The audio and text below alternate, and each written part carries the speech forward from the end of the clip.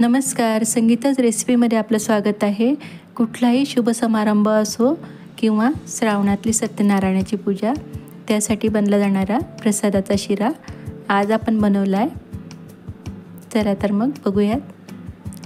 तर मी सव्वा वाटीच्या प्रमाणात घेतलेलं आहे साहित्य सर्व.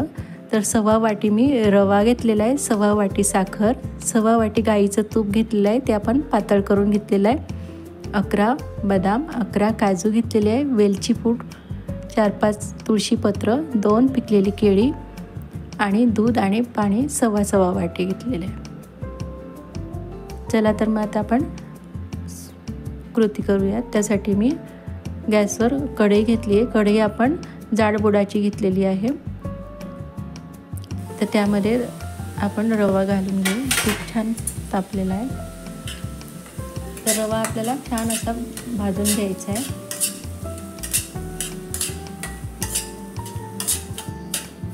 रवा अर्धवट भाजून झाल्यावर यामध्ये आपण चिरून घेतलेली केळी घालून घेतोय.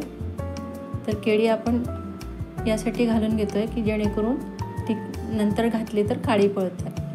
तर आणि यामध्ये मिक्स होऊन जावे, दाताखाली येऊ नये म्हणून आपण यामध्ये आता अर्धवट रवा भाजून झाल्यावर केळी घालून घेतोय आणि असंच आपण मॅश करत घ्यायचं त्याला. आता त्यामध्ये आपण उरलेलं तूप घालून घेतलं आहे आणि त्यामध्ये ड्रायफ्रूट्स घालून घेतो आहे. तुम्ही तुमच्याकडे जे ड्रायफ्रूट्स असतील ते घेऊ शकता. ते सुद्धा आता आपण परतून घेतो आहे. तर तुम्ही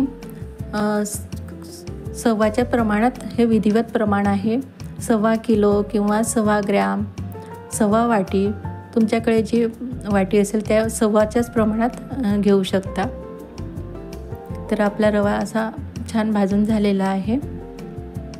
आता यामध्ये आपण दूध आणि पाणी मिक्स केलेलं, ते गरम केलेलं आहे, ते आता घालून घेऊ. तर आपण टाकताना जरा सांभाळून, जेणेकरून ते अंगावर उडू नये म्हणून. तर तुम्ही जर फक्त दूध घेत असलं तर तुम्ही दूध घेऊ शकता किंवा नुसतं पाणीसुद्धा घेऊ शकता. तर आपल्याला एक छान असं मिक्स करून घ्यायचं आहे.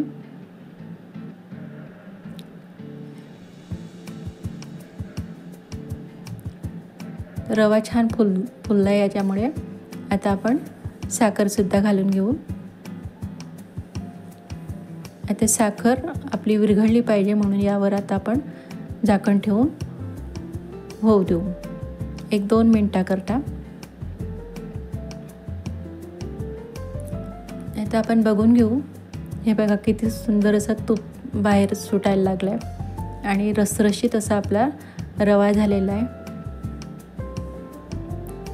तर अशा प्रकारे केल्यामुळे आपला शिरा हा संध्याकाळपर्यंत तसा राहू शकतो.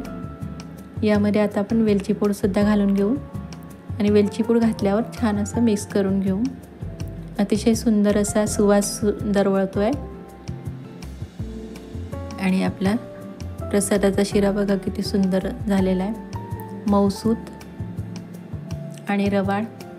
त्यामध्ये आपण तुळशीपत्रसुद्धा घालून घेऊ. तर तुळशीपत्र घातल्याने आपला प्रसादाचा शिरा अधिक शुद्ध आणि आरोग्यदायी बनतो.